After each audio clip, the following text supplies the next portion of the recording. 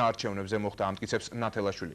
რაც შეეხება ოპოზიციის გუშინდელ მოწოდებას ყველა პარტიისადმი შეერთებოდნენ მათ მიტინგს. ლეიბორისტების ლიდერი პირობას დებს, რომ არასდროს მივა სააკაშვილის დაძახილზე. ნათელაშვილი ოპოზიციას, რომელიც დღეს პრეზიდენტის გადადგომას მოითხოვს, წლევანდელ გაზაფხულს ახსენებს, როდესაც ლეიბორისტებმა პარლამენტში 200,000 ხელმოწერა შეიტანეს პრეზიდენტის გადადგომის მოთხოვნით და რომელსაც ოპოზიციამ მხარე არ დაუჭირა. ეს იყო შევარდნაძე სააკაშვილის ჟვანიას მიერ დადგმული ბინძურის სცენარი ლეიბორისტული პარტიის და მისი ხელმძღვანელის წინააღმდეგ. ეს აქცია ემსახურება ერთადერთ მიზანს. ლეიბორისტული პარტიის ხარჯზე, მის მიერ მოპოვებული ხმების ხარჯზე, მის მიერ აღებული სადეპუტატო მანდატების ხარჯზე მოახდინონ გარიგება და გაიყონ ისევე ერთმანეთში, როგორც ეს გააკეთეს 99 წელს. შალვა ნათელაშვილი სანამ ცოცხალია, ის სააკაშვილთან, შევარდნაძესთან და ჟვანიასთან არ გამოცხადდება. შეიძლება მისი გვამი მიიტანონ მათთან. ეს უკვე მათინება.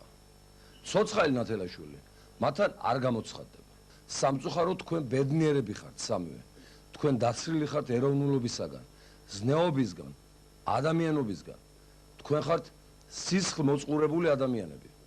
თქვენი ბრძოლა ეძებს გზას როგორ დაღუპოს და წაშალოს ისტორიის რუკიდან ჩვენი სამშობლო.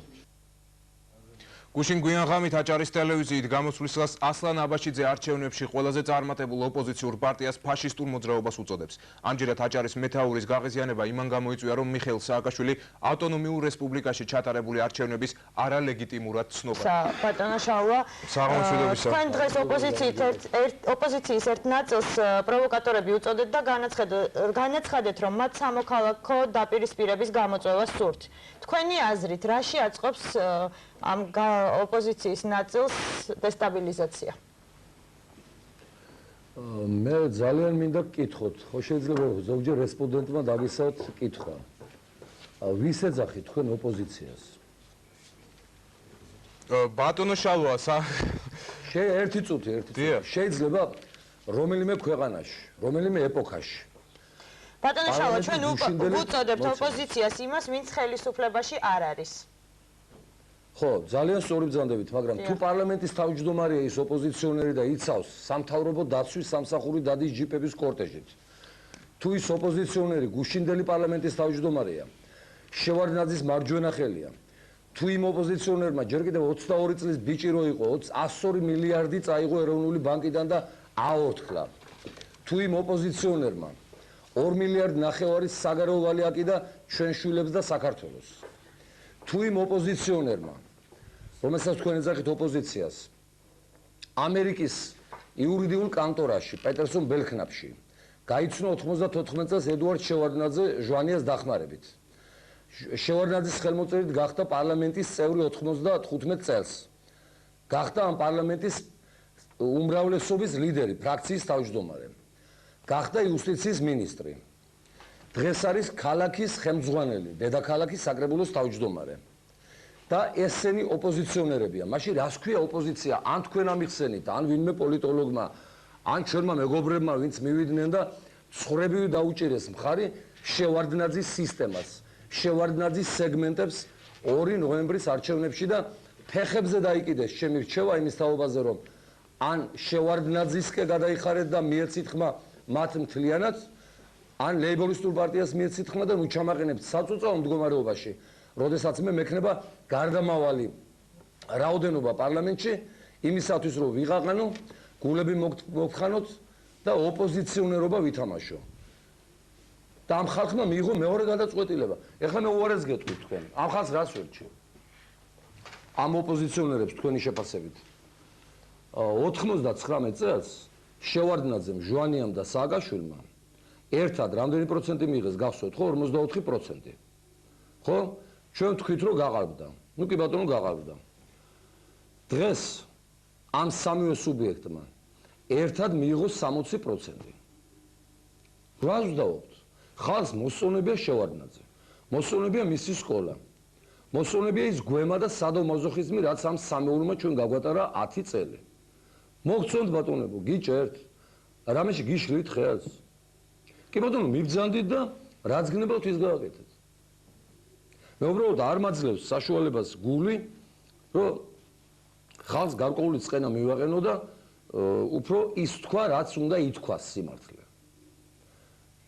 მე არ შემიძლია ხალხს გული ვატკინო და ვთქვა, რომ ცუდ ნიადაგზე ყოველთვის ამოდის უხარისხო ჯუჯა მცენარე. საზოგადოების გარკვეული ნაწილი როცა იღებს არასწორ გადაწყვეტილებას, მასზე აუცილებლად აღმოცენდება ჯუჯა და მახინჯი მთავრობა. და მთავრობა ყოველთვის არის ხალხის ყველა ბატონოშავა, იქნება დაუბრუნდეთ. ერთი წუთი მასალე თუ მომიწვიეთ თუ არა და დავამთავრებთ. გასაგებია, მაგრამ იქნება მთავრობა ერთი წუთით რა.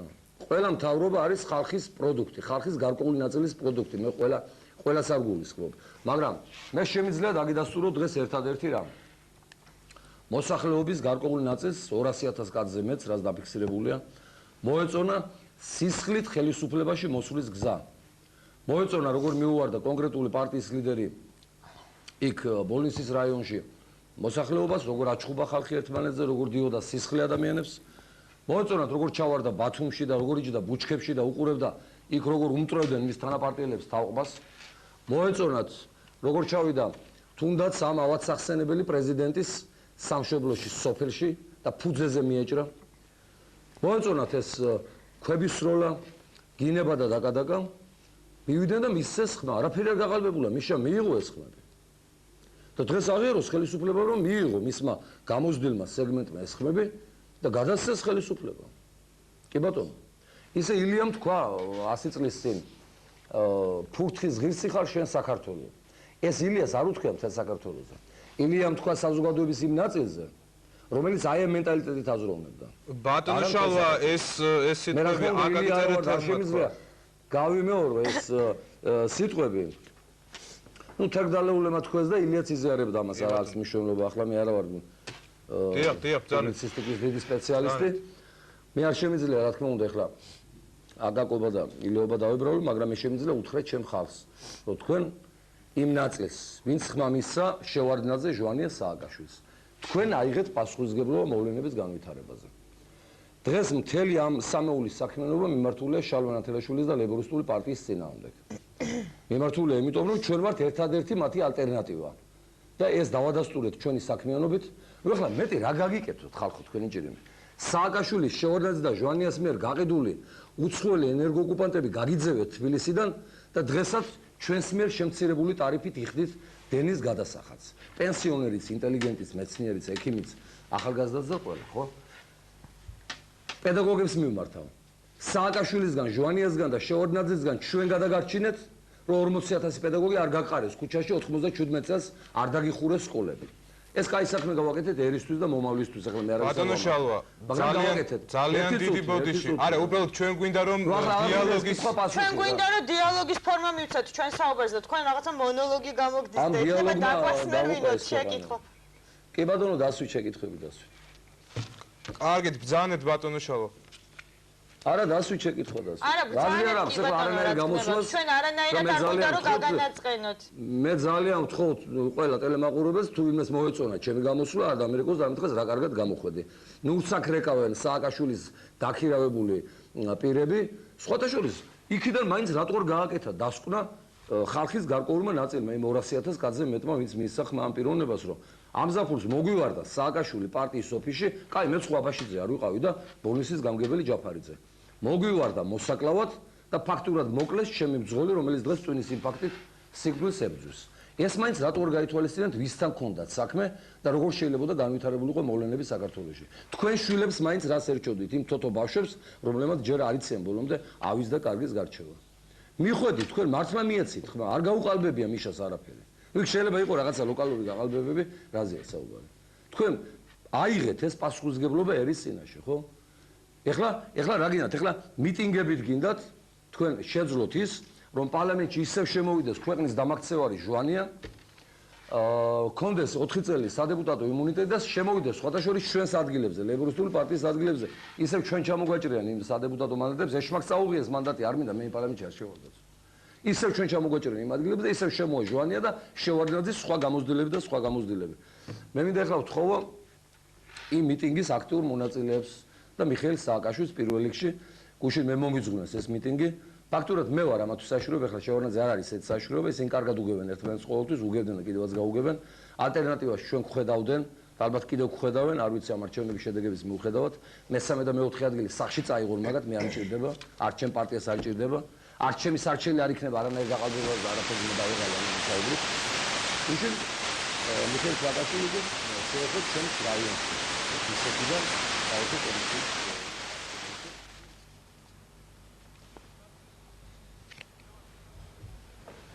სამწუხაროდ ჯერჯერობით სიგნალი არ არის, ველოდებით სიგნალს ლეიბორისტული პარტიის ოფისიდან. გთავაზობთ რეკლამას, ხოლო შემდეგ ჩვენ განვაგრძობთ ბატონ შავლო პარტიის ოფისთან სიგნალი აღდგა და ბატონი შავლო ანათელაშვილი კვლავ ჩვენს პირდაპირ ეთერშია. ბატონ შავლო, თქვენ საუბრობდით, სამწუხაროდ გაწყდა, გისმენთ. იმედი კიდევ არ გაწყდება სიგნალი რამენაირად და დაგვანთავრებინებენ საუბარს. დიახ. ხო, რა გითხრათ? ნუ რა უნდა გითხრათ, ახლა რეკავენ აქ რატო არ ხართ მიშა სააკაშვილის გვერდით და საერთოდ იცოდეს ყველამ, რომ მე შეიძლება მიმიტანოთ მიშა სააკაშვილთან, ჟვანიასთან, შევარდნაძესთან მკვდარი მარტო. და თუ ვინმეს გონია, რომ ამ საერთო აღტინებას ავყვები და ძველ შევარდნაძეს, ახალი შევარდნაძის შეუცვლი ჩემს ქვეყანას და ჩემს სამშობლოს ძალიან ცდება.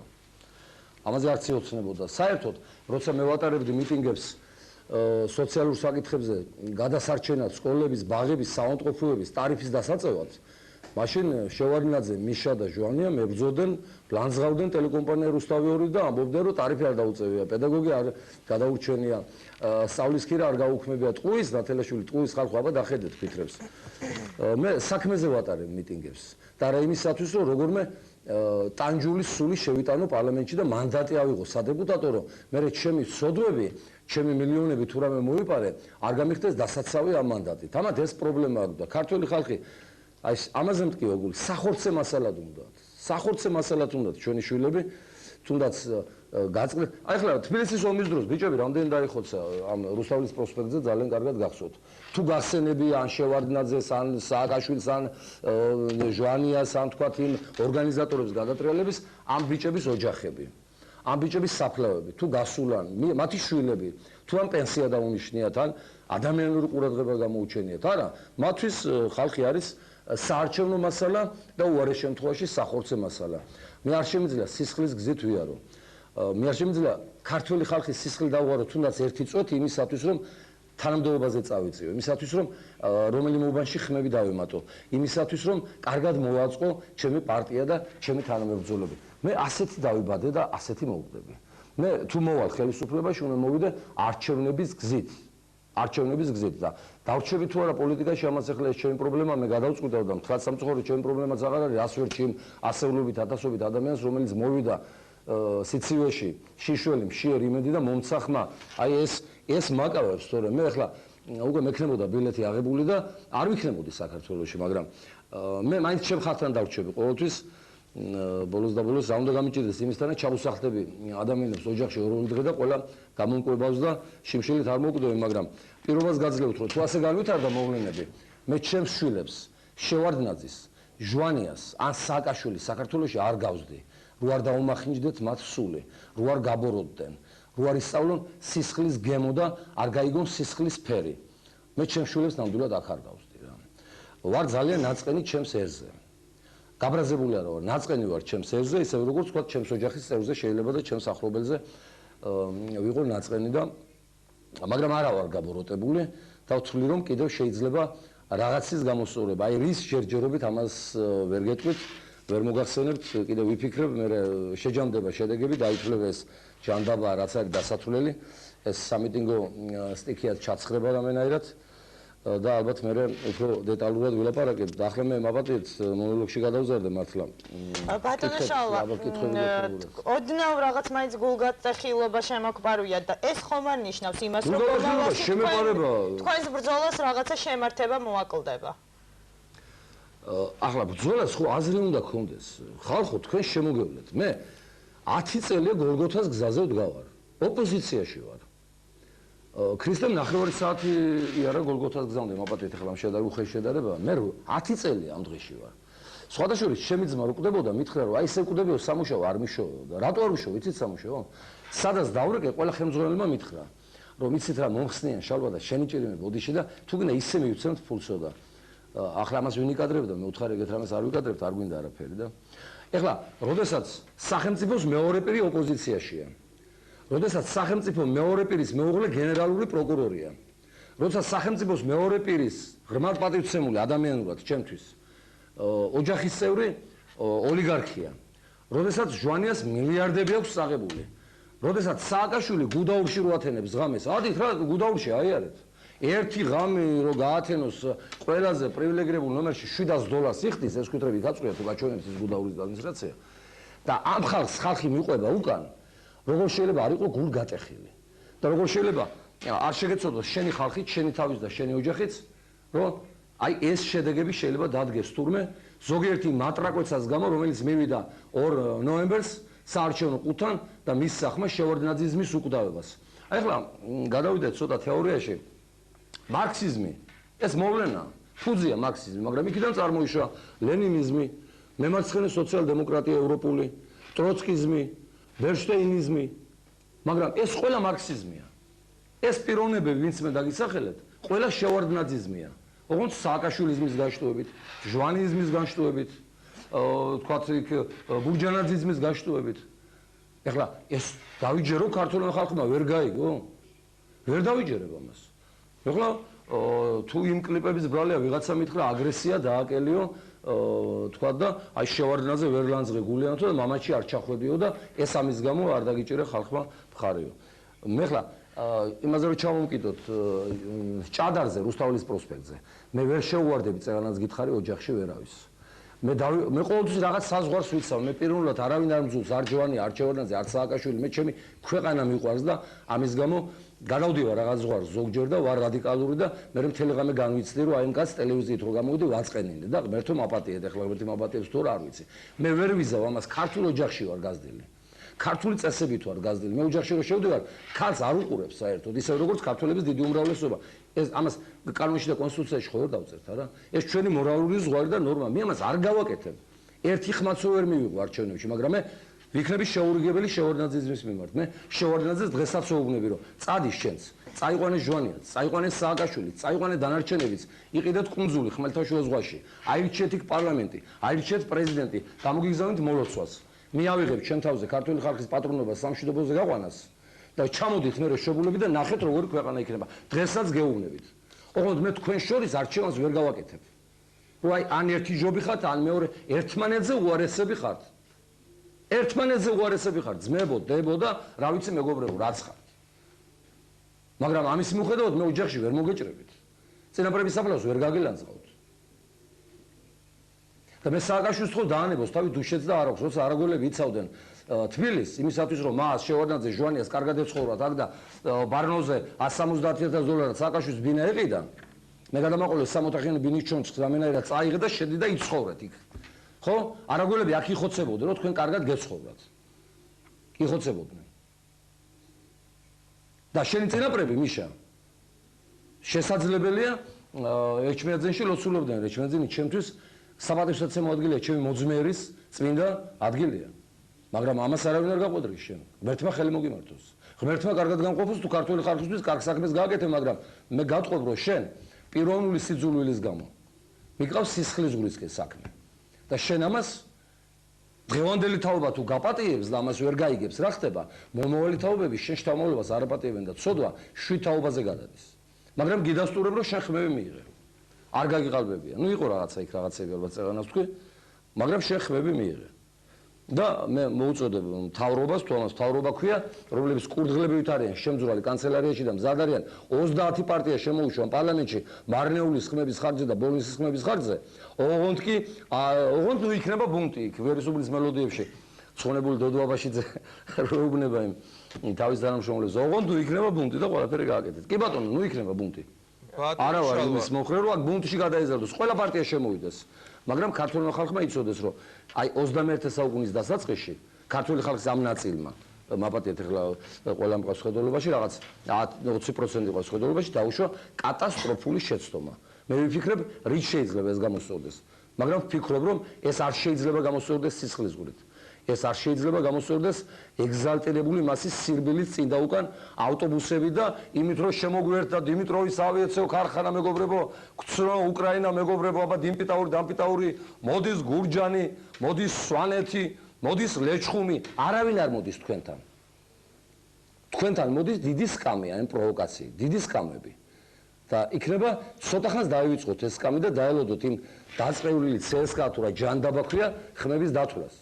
და თქვენზე კარგად ვიცი მე რა გაღავდა ვინ რა იხლაფორთა, მაგრამ ვადასტურებ რომ მასობრივი გაყალბება არ შედგა. განსხვავებით წინაარჩევნებისგან. გაყალბება შედგა, მაგრამ მასობრივი არ შედგა, თუნდაც იმიტომ რომ შევარდნაძემ უმრავლესობა გარანტირებულად ვეღარ გაიყვანა. თუმცა შევარდნაძისტებმა და შევარდნაძიზმა პარლამენტში გაიმარჯვა. აი ეს მინდა უთხრა მე ჩემს ქართულ ხალხს. მე თქვენთან ვარ. მკვდარით, ცოცხალიც. მაგრამ ვიმეორებ, რომ შევარდნაძის, სააკაშვილის და ჟვანიას ქვეყანაში შვილებს არ გავზდი. და ბოლოს ბატონო შალვა პარლამენტში მაინც აპირებთ თუ არა შესვლას საინტერესოა პირადად თქვენ? ეხლა თქვენ გონიათ რომ შალვა ნათელაშვილი, მისი პარტია, მისი თანამებრძოლები და მისი გულშემატკივრები სადეპუტატო მანდატებისათვის იბრძოდნენ, რომ ქონოდათ იმუნიტეტი, ქონოდათ ფული, წაეღოთ გრანტი, კრედიტი. არა, ეს არ გვიგულისხმია ბატონო შალვა, უბრალოდ ამდენმა ადამიანმა თქვენ ხმა მოგცათ, ყოველ შემთხვევაში ეს დაფიქსირებულია, თუნდაც საკმაოდ დიდი პროცენტი არის და აი ამ ხმებს მაშინ რას უშვებით? თავარია, რომ არჩევნებზე მოსულთაგან უპირატესობა მიანიჭა და სამართლიანად ვადასტურებ ახალ შევარდნაძეს.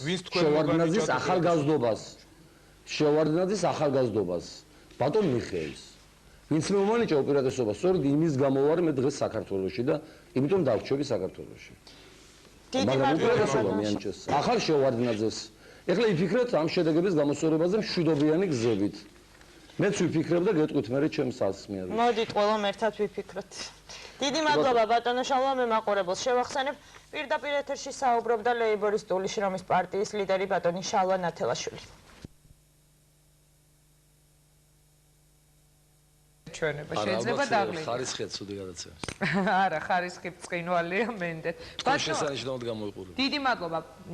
ბატონო შალვა, კომენტარი რომელიც თქვენ გააკეთეთ დღეს იყო საკმაოდ მწვავე, იყო საკმაოდ მძაფრი. როგორ აფასებთ პირდაპირ ეთერში, მე კიდევ ერთხელ გთხოვთ, შეაფასოთ აი ამ ქუჩის ოპოზიციის საპროტესტო გამოსვლებს. მე არ ვიცი თქვენ რომელი კომენტარი მოვისმინეთ ინგა. თქვენს მიერ პრესკონფერენციაზე გაკეთებული კომენტარი შეფასებები მთლიანად აი ამ მიმდინარეობაზე. მე არ მითქვია რომ ეს არის ოპოზიციის საპროტესტო გამოსვლები. მე ვთქვი რომ ეს არის შევარდნაძის სამეფო კარზე ატეხული შინაური ორთაბრძოლა ტახტის მემკვიდრეობისათვის. თქვენ ალბათ ძალიან კარგად გახსოვთ მე-16 საუკუნე იყო და კახეთის მეფეს, სიმონ მეფე თუ არ ვცდები, თავისმა შვილმა დასთხარა თვალები, დაეპატრონა ტახტს და გახდა მეფე. მაგრამ არც ბაგრატიონების დინასტია გაუქმებია, არც მონარქიული წყობა შეუცვლია, არც ხალხს რამე დატყვევია, ბატონყმობაც იგივე დარჩა და არაფერი არ შეცვლილა. მამათა და შვილთა ბრძოლა მიდის სამეფო კარზე და სურთ გამოიყენონ ხალხი როგორც სახორცე მასალა, ნუ ჯერ საარჩევნო მასალად იყენებდნენ, ადრე სახორცე მასალად გამოიყენეს იმისაც რომ მოსულიყვნენ ხელისუფლებაში 91 წელს, ეხლა ისევ მოვიდა 91 წლის პერიოდი. ამდენად თქვენ უშეკავთ საზოგადოება დეზინფორმაციაში და ნივთებს დაარქვით თავისი სახელი. პოზიციას დაარქვით პოზიცია, ოპოზიციას დაარქვით ოპოზიცია, სამეფო კარს და იქ არსებულ დაჯგუფებებს დაარქვით სამეფო კარი და შევარდნაძის განაყოფი ჯგუფები. აი მერე გამოვა ჩვენი საუბარი საკნობრივი და მერე შეიძლება აღარ მოგეჩვენოთ გაბაზები. ბატონ შალვა, ნება მომეცით მე როგორ ჟურნალისტმა შევინარჩუნო ნეიტრალიტეტი და შეფასებები. არ გავაკეთოთ ამ შეკითხვას. ინგა ნეიტრალიტეტი მაბატია თქვენ უნდა შეგენარჩუნებინათ საარჩევნო კამპანიის პერიოდში. შევარდნაძის დაფრთიანებული აი ამ პატარა შევარდნაძეებისათვის არ უნდა დაგერქმიათ ოპოზიცია. არ უნდა მოგვეწვიათ ეთერში ხშირ-ხშირად და არ უნდა გეკითხათ, აბა როგორც ოპოზიცია, რას ფიქრობთ ამაზე? მესმის ახლა თქვენი ტელეკომპანიის მფლობელი მართალია ის ალბათ არ არის, საინფორმაციოში გახლავთ ბატონი ვანო ჩხარტიშვილი, რომელსაც ძალიან ეშინია, რომ სააგაშვილმა ჟვანიამ არაუგო რომ პიარი ანაბრებთან დაკავშირებით. მესმის ესაც, მაგრამ თქვენც სხვა არხებმაც მონათლეს ეს ჯგუფები ოპოზიცია და სწორედ ამ ოპოზიციამ, ანუ შევარდნაძიზმა აქ მარტო შევარდნაძე არ არის, აქ შედის ჟვანია, სააკაშვილი, მიიღეს ამომრჩეველთა ხმების 60% 2 ნოემბერს. ახლა ჩემგან რა გაინტერესებთ, რა გინდა? ბატონო, მე რომ არ გავაპროტესტო, ეხლა არ ვიქნები მართალი ჩემი მაყურებლის წინაშე. მაშინ, როდესაც შალვა ნათელაშვილი გვიყენებს პრეტენზიას, რომ თურმე ჩვენ ხშირად მოყვავდა ოპოზიციის ლიდერები, ჩვენ ამ პრეტენზიას არ მივიღებთ. გამომდინარე იქიდან, რომ მე შემიძლია დავითვალო, რომ ყველაზე ხშირად ოპოზიციის ლიდერებიდან თქვენ გძანდებოდით ჩვენი გადაცემის სტუმარი წინა საარჩევნო კამპანიისას. ამიტომ მე არასოდეს არ მივიღებ თქვენგან ამ შენიშვნას. თუ გაქვთ სურვილი, რომ გააკეთოთ კომენტარი, მე მაშინ თუ არ გაქვთ სურვილი, რომ მე ვისაუბრო, რატომ მომიწვიათ? მე სულაც არ მინდოდა დღეს გამოსვლა მაინც და მაინც. ახლა გისაუბრეთ კი ბატონო, მოგისმენთ. მე გითხარით გაუგებარია თქვენი პოზიცია. მე გთხოვთ კომენტარი გააკეთოთ დღეს და არ მახსოვს საუბარს და რა ვთქვა ახლა. მე გითხარით, რომ თქვენ ოპოზიციათ მონათლეთ პატარა შევარდნაძეები. არ არიან ისინი ოპოზიცია. და ამ პატარა შევარდნაძეებმა პარლამენტის თავმჯდომარე ოპოზიცია, ხო? ქალაქის ხელმძღვანელი ოპოზიცია, ხო? ყოფილი ტრიუმვირატი შევარდნაძე, სააკაშვილი, ჟვანია ოპოზიცია, ხო? მილიონები რო იშოვეს ჩვენი ხალხის ფულით, რომ გაძარცვეს, გაყლიფეს, დაღუპეს, დააქციეს ქვეყანა და ეხლა ნაძარცვის გაყოფაზე მოვიდათ ჩხუბი ოპოზიცია, ინგა? კარგი, ახლა ხო არსებობს რაღაცა კრიტერიუმები, რომელსაც არ უნდა გავცდეთ რა, ძალიან გთხოვთ რა.